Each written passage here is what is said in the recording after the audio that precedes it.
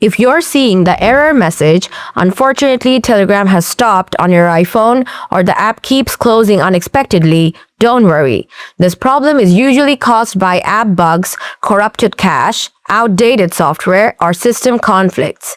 In this video, I'll show you step by step how to fix this issue on iPhone. Let's get started with some basic solutions. First, check your internet connection.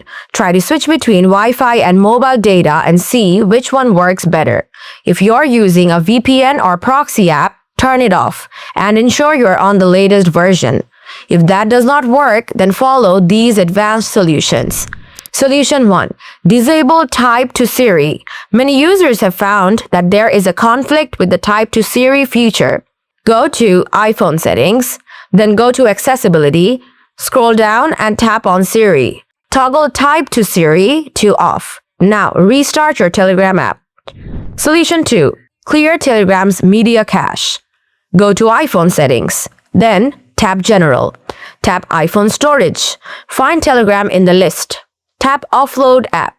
Once finished, tap Reinstall App. This refreshes the app's link with the iOS system. Solution 3. Switch accounts. If you have a second Telegram account, try logging into it. If not, then go to Telegram settings, tap on Edit, then log out, then log back in. This clears the session token, which can sometimes be the source of the crash.